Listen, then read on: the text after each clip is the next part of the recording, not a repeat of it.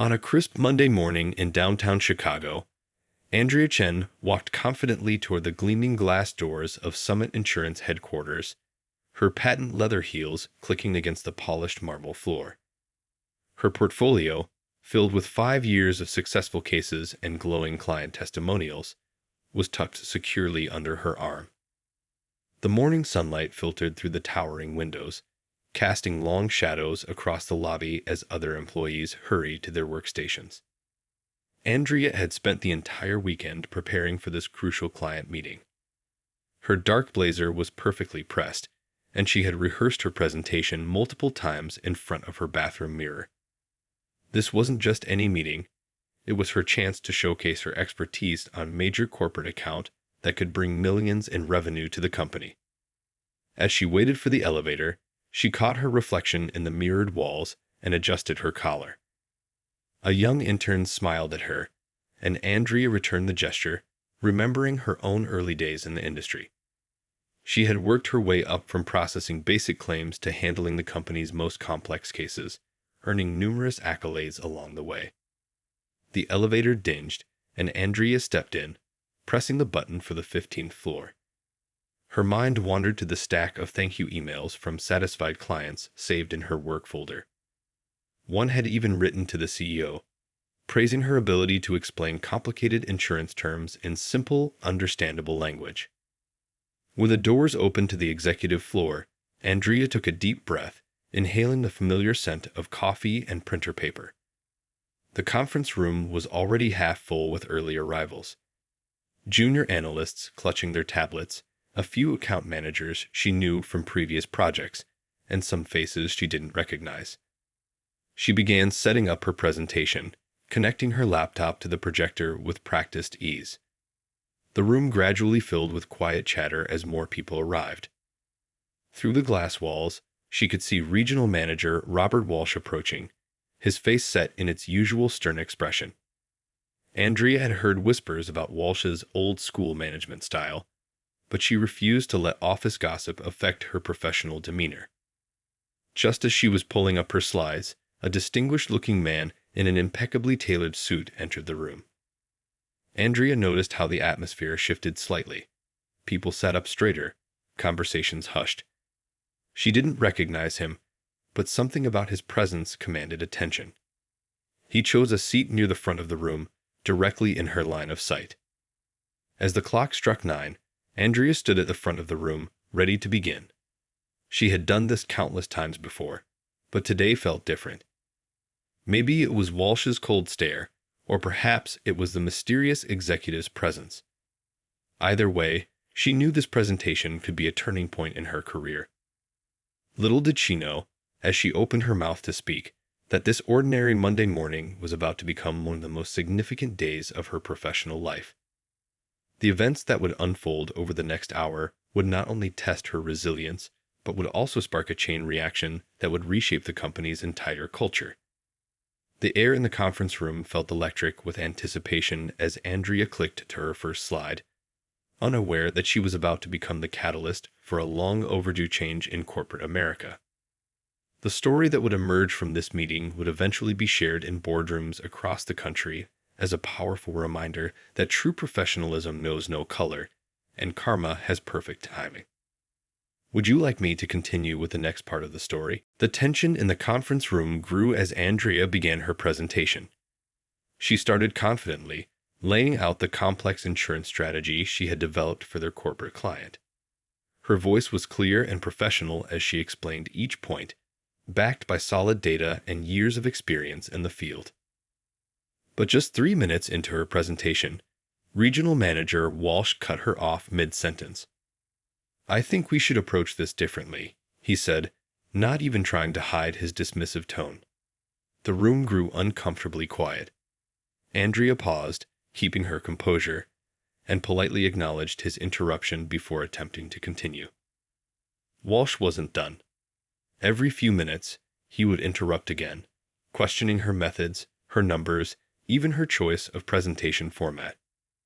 What made it worse was how he kept turning to the junior analysts, all of whom had far less experience than Andrea, asking for their input while dismissing her carefully researched conclusions.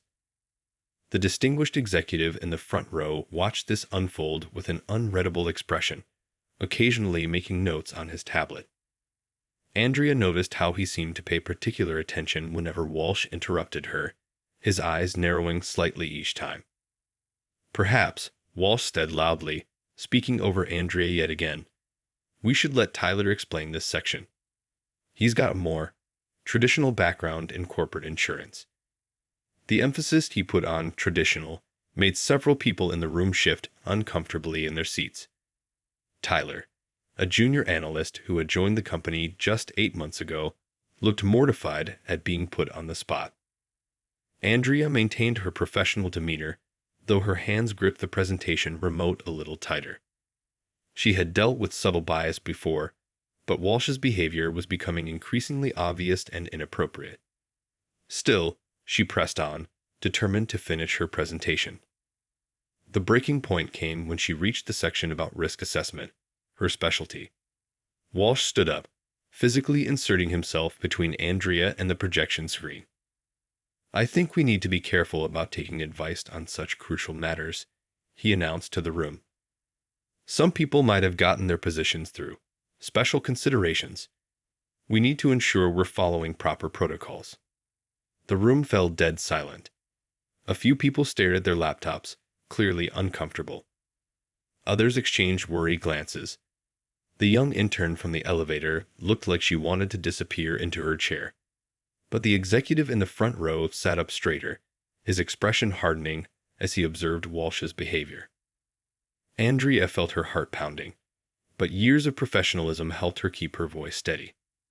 "Mr. Walsh," she said calmly, "I have handled over 200 corporate accounts in my career, with a 98% client satisfaction rate. My protocols are not only proper, but have become the standard for our Western Division. Would you like me to pull up those statistics?" Walsh waved his hand dismissively.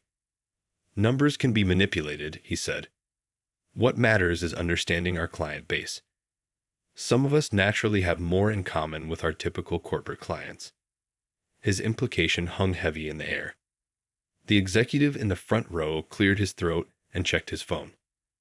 Andrea noticed him typing something quickly before returning his attention to the increasingly tense situation.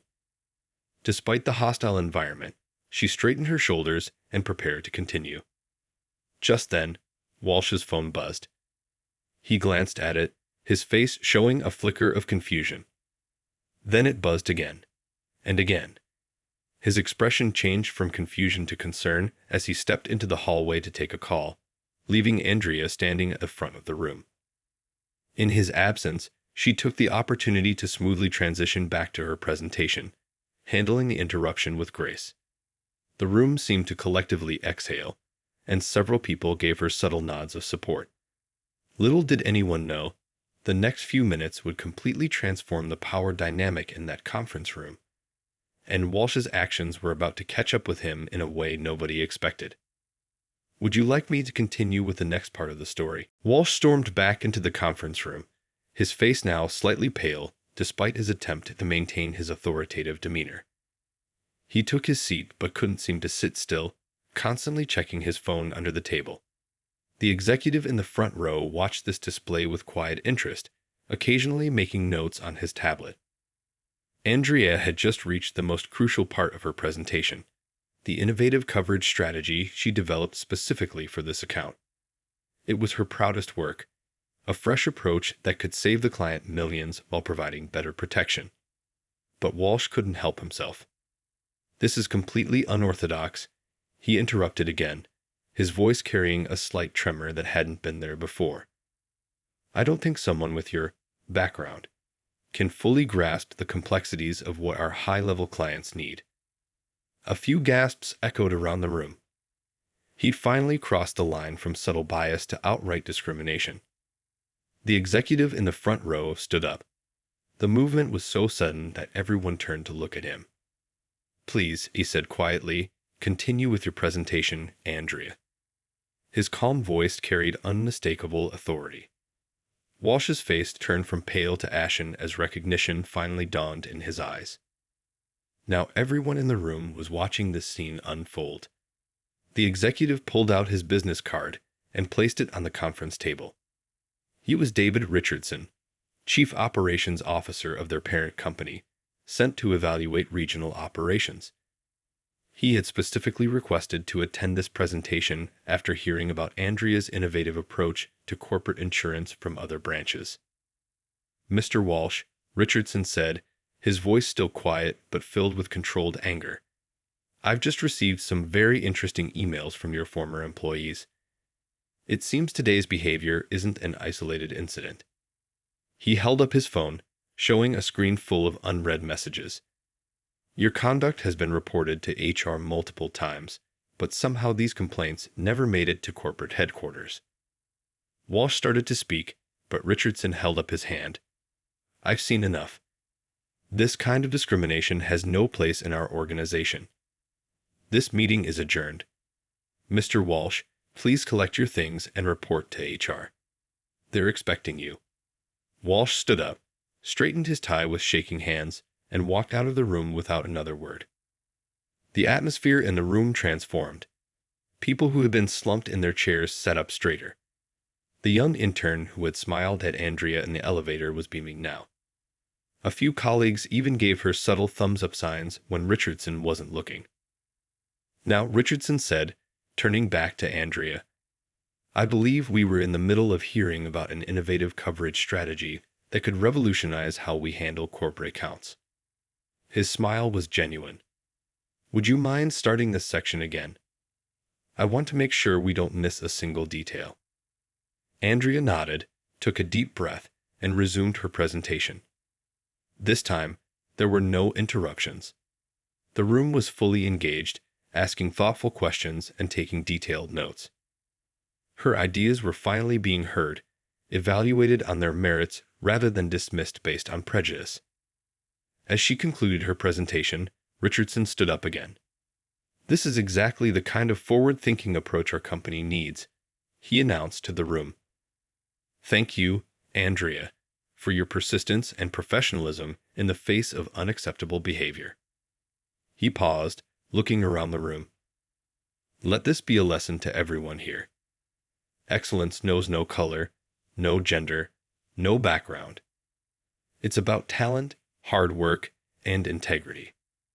The meeting ended with a round of applause, not just for Andrea's presentation, but for what felt like a turning point in their company's culture. As people filed out of the conference room, several stopped to congratulate her or apologize for not speaking up sooner. But this wasn't the end of the story. It was just the beginning of much bigger changes to come.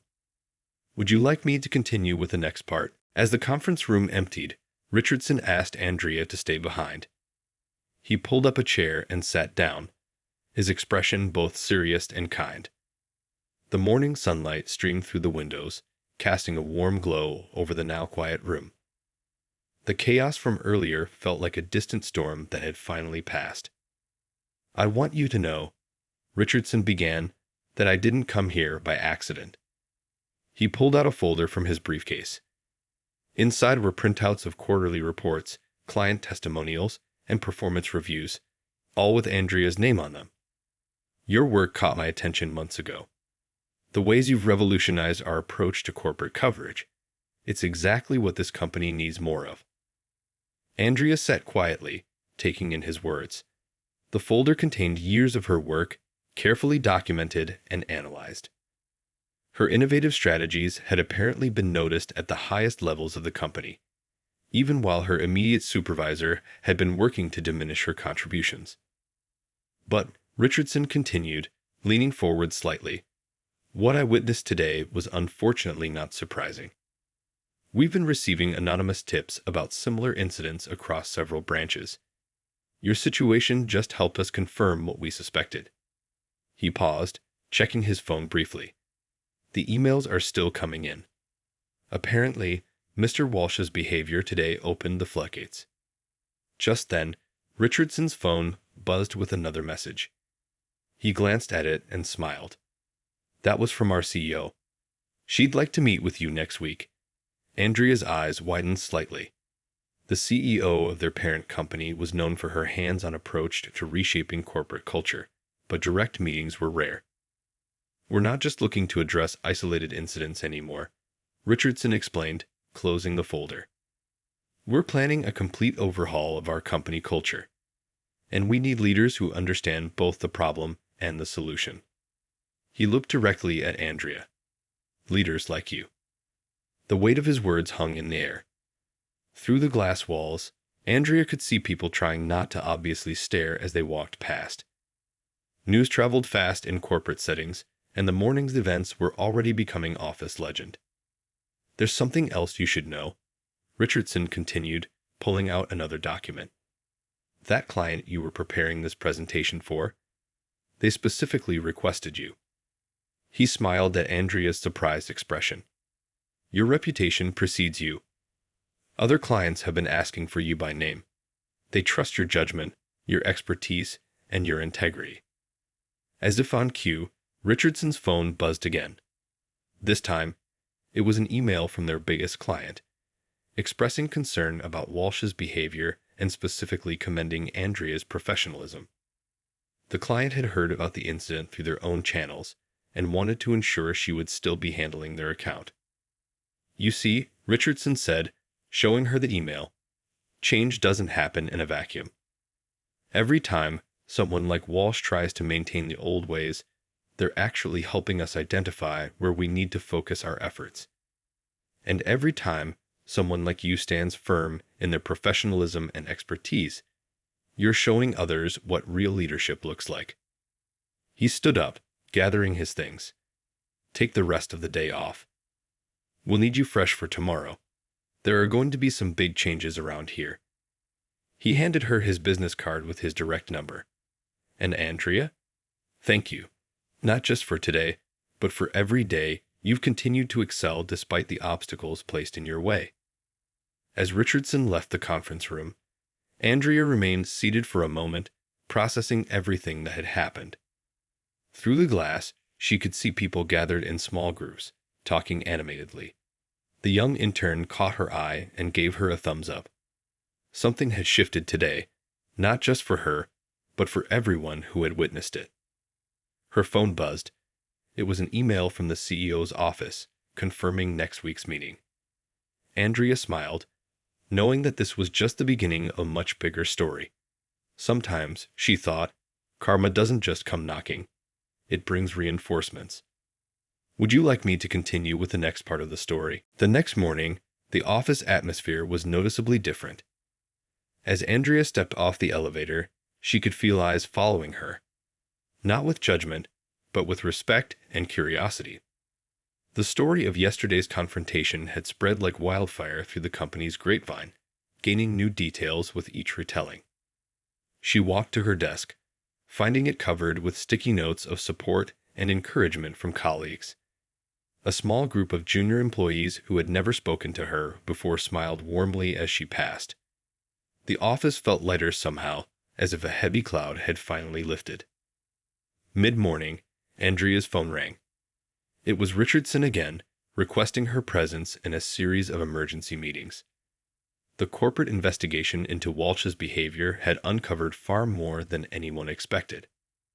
As she walked to the executive conference room, she could see people from HR hurrying through the halls, carrying files and looking concerned. The conference room was packed when she arrived. Department heads, HR representatives, and even a few people she recognized from the legal team sat around the table. Richardson stood at the front, his usual calm demeanor tinged with concern as he flipped through a thick stack of documents. "What we've uncovered is deeply troubling," he began, once everyone was seated. "Walsh's discriminatory behavior wasn't isolated. We found evidence of systematic bias in hiring, promotions, and project assignments across multiple departments." He glanced at Andrea. "Your situation just happened to be the one that finally brought it into the open." As Richardson continued, Andrea realized the full scope of what had been happening. Qualified candidates had been passed over for promotions. Important projects had been redirected based on prejudice rather than merit. The documentation painted a picture of ingrained bias that had gone unchecked for years. But then something unexpected happened. People started speaking up. A senior manager admitted to witnessing discrimination but staying silent out of fear. A department head confessed to following biased policies because that's how it's always been done. The room became a space for honest, uncomfortable, but necessary conversations. Andrea listened as her colleagues shared their experiences, their regrets, and their determination to do better. The young intern from yesterday spoke about how watching Andrea stand her ground had given her courage to report her own experiences of discrimination. Others nodded in agreement. Richardson took notes throughout these conversations, occasionally asking clarifying questions. His expression grew more determined with each story. "This ends today," he announced finally. "But ending bad practices isn't enough. We need to actively create better ones." That's when he turned to Andrea. "We need someone who understands both the problem and the solution. Someone who has maintained their professionalism and excellence despite facing obstacles. Someone who can help us rebuild our corporate culture from the ground up." The room fell silent as everyone turned to look at her. Andrea felt the weight of their expectations, but also their support. This wasn't just about her anymore. It was about creating lasting change for everyone who would come after her. As the meeting concluded, Richardson asked Andrea to stay behind again. "The CEO's office called," he said once they were alone. "They want to move up your meeting to tomorrow. What happened here, both the problem and how we're choosing to address it, is going to set a precedent for the entire industry." Looking out the conference room window at the city skyline, Andrea realized that sometimes the biggest changes start with one person refusing to back down. Not through grand gestures or dramatic confrontations, but through quiet persistence, unwavering professionalism, and the courage to stand firm in the face of prejudice. Little did she know, the next day's meeting would bring even bigger surprises. The wheels of change were turning, and there was no going back.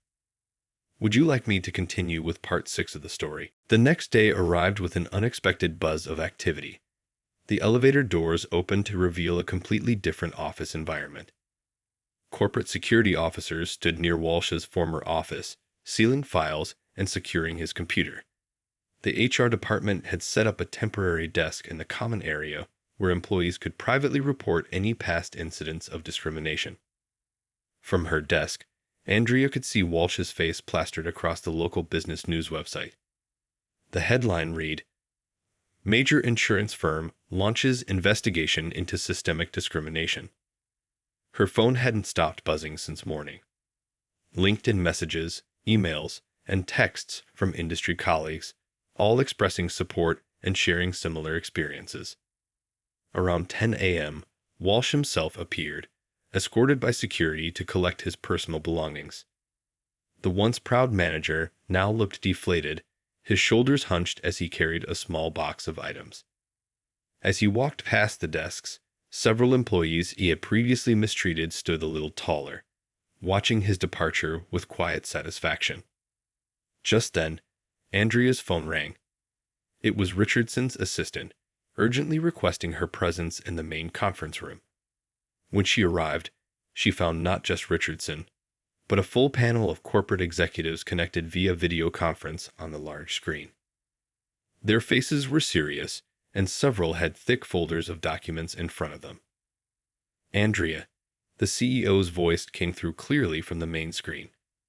"What we've uncovered goes far beyond one manager's inappropriate behavior." She held up a report. "Walsh's discriminatory practices have cost this company millions in lost talent, missed opportunities, and potential legal liabilities. But more importantly, they've hurt real people and their careers." The CEO continued, sharing shocking statistics. Qualified candidates systematically overlooked, biased performance reviews, pay disparities that couldn't be explained by any legitimate factors. With each revelation, the room grew more somber. This wasn't just about one bad manager. It was about a system that had allowed such behavior to flourish. Then something unexpected happened. The CEO stood up, moving closer to her camera. Walsh received an official termination notice this morning. But that's just the beginning. We're announcing a complete overhaul of our corporate policies, mandatory bias training for all managers, and a new anonymous reporting system. She paused, looking directly at Andrea through the screen. And we need someone to lead these changes. Someone who has demonstrated grace under pressure, excellence in their work, and unwavering professionalism even in the face of discrimination. Andrea, we'd like to offer you the position of Chief Diversity and Inclusion Officer, with a seat on the executive board. The room fell silent. Andrea felt her heart racing as the CEO continued outlining the role. It would involve completely reshaping company culture, implementing new policies, and ensuring that what happened to her never happened to anyone else. Before she could respond, her computer pinged with an urgent message. It was from Walsh's former assistant, revealing that she had been secretly documenting his discriminatory actions for months, building a file of evidence that would prove crucial in the coming investigation. As Andrea looked around the room, she saw hope in people's eyes. The young intern gave her a subtle thumbs up through the glass walls. Veterans of the company nodded encouragingly. This wasn't just a promotion. It was an opportunity to transform an entire corporate culture. The CEO's voice brought her attention back to the screen. Sometimes, the worst moments in our careers become the catalyst for the most important changes. What happened yesterday wasn't the end of the story. It was just the beginning. Would you like me to continue with part 7 of the story? The corporate investigation moved at lightning speed over the next few days. Andrea sat in her new corner office, reviewing file after file of complaints that had previously been buried or ignored. Each document told a story of missed opportunities, crushed dreams, and talented people pushed out of the company because of bias. The most shocking revelation came from the IT department. They had recovered deleted emails showing Walsh and several other managers had created an informal system to flag and sideline employees they deemed not the right fit. A thinly veiled code for discrimination. The evidence was overwhelming and impossible to ignore. By Wednesday, the story had caught the attention of major business news outlets. Reporters gathered outside the building, hoping to catch a glimpse of the woman who had sparked such significant changes at one of the country's largest insurance firms. Andrea watched from her window as TV vans lined up along the street. The company's phones were ringing nonstop. But surprisingly, it wasn't just reporters calling. Other companies began reaching out, wanting to learn how to address similar issues in their own organizations. What had started as one incident was turning into a movement for corporate change. That afternoon, Andrea received an unexpected visitor, Walsh's former secretary. The woman nervously placed a USB drive on Andrea's desk. "I've been keeping records for 3 years," she said quietly. "Every discriminatory comment, every unfair decision, every qualified candidate he rejected. I knew someday someone would be brave enough to stand up to him." As Andrea reviewed the new evidence, she discovered something that made her blood run cold. Walsh hadn't acted alone. There was an entire network of managers across different branches who shared his discriminatory views. They had created a hidden system of barriers and obstacles designed to maintain what they called the traditional corporate culture. The CEO called an emergency board meeting that evening. The video conference screen showed faces filled with determination as they reviewed the mounting evidence. "This stops now," the CEO declared. "We're not just changing policies, we're changing our entire corporate DNA." Andrea presented her initial findings and proposed a comprehensive plan for reform. It included mandatory bias training, anonymous reporting systems, regular audits of hiring and promotion decisions, and mentorship programs for underrepresented employees. But most importantly, it called for complete transparency in all corporate decisions. As she spoke, Andrea noticed something remarkable. The same board members who might have dismissed such suggestions a week ago were now taking detailed notes, asking thoughtful questions, and offering their full support. The old guard was crumbling, and a new era of corporate responsibility was taking its place. Near the end of the meeting, the CEO made another announcement.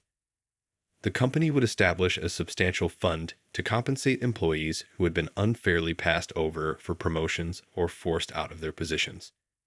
It was a bold move that would cost millions, but as the CEO said, doing the right thing isn't always cheap, but not doing it costs far more. As Andrea packed up her things that evening, she saw a group of young employees gathered near her office. They weren't there to complain or seek justice. They wanted to thank her. One of them stepped forward, her voice trembling slightly. "You showed us that we don't have to accept discrimination as part of corporate culture. You showed us that one person really can make a difference." Looking at their hopeful faces, Andrea realized that this story was bigger than her, bigger than Walsh, bigger than even the company itself. It was about changing the narrative of what corporate America could be. The old ways were falling away, and something better was taking their place. Would you like me to continue with part 8 of the story? The following weeks brought waves of change throughout the company.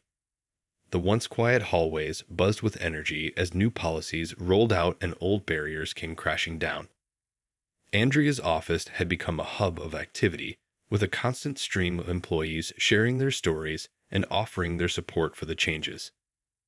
One morning, a senior manager who had worked closely with Walsh appeared at Andrea's door.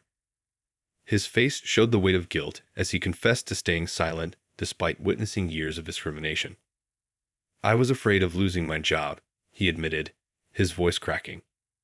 "But watching you stand up to him made me realize that staying silent was just as bad as participating." The company's transformation didn't go unnoticed by clients either. Major corporations began specifically requesting to work with the new leadership team. Industry magazines wanted to feature the company's dramatic turnaround. The CEO's inbox was flooded with messages from other business leaders asking for advice on implementing similar changes. Andrea's new diversity initiative was making real impact. The anonymous reporting system had already identified and addressed several instances of bias across different departments. The mentorship program was flourishing, with senior executives eagerly volunteering to guide promising employees from all backgrounds. During a company-wide meeting, the HR director shared some striking statistics. In just 3 weeks, employee satisfaction scores had jumped by 40%. Productivity was up, sick days were down, and the company had received more internal applications for advancement than in the previous 6 months combined. But the most powerful moment came when the young intern who had smiled at Andrea that first morning stood up to share her story. "3 months ago, I was ready to quit," she revealed. "I thought I'd never succeed in this industry because of how I looked. Now, I see a future here. I see a path forward." The changes weren't just internal. The company established a scholarship program for underrepresented students interested in insurance and finance. They partnered with local schools to provide mentorship and internship opportunities. The ripple effects were spreading far beyond their office walls. One afternoon, Andrea received an unexpected email. It was from Walsh's daughter. "I want you to know," she wrote, "that what you did forced my father to finally confront his prejudices. He's not the same person he was. Your courage didn't just change the company, it changed my family too." The media attention grew. Business schools began using the company's transformation as a case study in corporate culture change. Other firms started implementing similar programs, creating a wave of positive change across the industry. What had started as one woman standing up to discrimination had become a movement. During a board meeting, the CEO made another groundbreaking announcement. The company would now require diversity and inclusion metrics to be tied to executive bonuses. "We're not just talking about change," she declared. "We're putting our money where our mouth is." As Andrea walked through the office that evening, she noticed something different. The tension that had once filled the air was gone. People from all backgrounds chatted freely in the break room. Junior employees felt comfortable sharing ideas with senior management. The walls of bias and fear had been replaced with bridges of understanding and respect. Looking out her office window at the setting sun, Andrea thought about how far they'd come in such a short time. The company hadn't just survived its confrontation with discrimination. It had emerged stronger, more unified, and more successful than ever. Sometimes, she realized, the biggest changes start with one person refusing to accept the status quo. Would you like me to continue with the final part of the story? 1 year later, Andrea stood at the podium of the National Business Leadership Conference, preparing to deliver the keynote speech. The audience was filled with CEOs, corporate leaders, and business students, all eager to learn from what had become known as the Summit Insurance Transformation. Looking out at the sea of faces, she remembered that tense morning in the conference room that had started it all. The company she now helped lead was almost unrecognizable from what it had been. Employee satisfaction was at an all-time high, and their diversity programs had become the industry standard. The young intern from that first day was now a rising star in the company, recently promoted to senior analyst. The old guard who had supported Walsh's discriminatory practices had either changed their ways or found themselves obsolete in the new corporate culture. Even some competing firms had reached out for guidance on implementing similar changes. Change doesn't always come with dramatic showdowns. Andrea began her speech. Sometimes it comes from simply refusing to bend, from standing firm in your professionalism, even when others try to diminish you. But what happens after that moment of standing firm? That's what truly matters. She shared the statistics. Employee retention up by 60%, client satisfaction at record levels, and profits that had actually increased since implementing the new inclusive policies. The business case for diversity was clear, but the human impact was even more profound. The scholarship program they'd established had already helped 30 students start their careers in insurance. The mentorship initiative had sparked similar programs across the industry. What had begun as one company's transformation had created a ripple effect throughout the corporate world. As she concluded her speech, Andrea noticed some familiar faces in the crowd. Richardson sat in the front row, nodding proudly. The CEO was there too, along with several colleagues who had supported the changes from the beginning. Even a few former skeptics who had eventually become strong allies were present. The most surprising attendee was Walsh himself. He sat quietly in the back, a changed man who had spent the past year working with anti-bias organizations, trying to make amends for his past behavior. His presence was a testament to the power of accountability and the possibility of genuine change. After the standing ovation, Andrea returned to her seat as the conference chair announced the launch of a new national initiative, inspired by their company's example, to combat workplace discrimination across all industries. The movement they'd started was growing beyond anything they could have imagined. Back at the office the next day, Andrea walked through the busy halls, noting how different everything felt. The stifling atmosphere of fear and bias had been replaced by an energy of possibility and inclusion. People from all backgrounds worked together, their differences celebrated rather than suppressed. Looking out her office window at the city skyline, Andrea thought about that morning a year ago when she had walked into the conference room, nervous but determined. She couldn't have known then that standing up to one instance of discrimination would spark such widespread change. The story of how karma caught up with a racist manager had transformed into something much bigger. A story about how one person's courage could help create a more equitable future for everyone. It wasn't just about getting even. It was about making things better. As she turned back to her desk, Andrea smiled at the framed photo from last week's company celebration. It showed a diverse group of employees, all working together, all succeeding together. This, she thought, was what real corporate success looked like. This was what justice looked like. This was what change looked like. The end.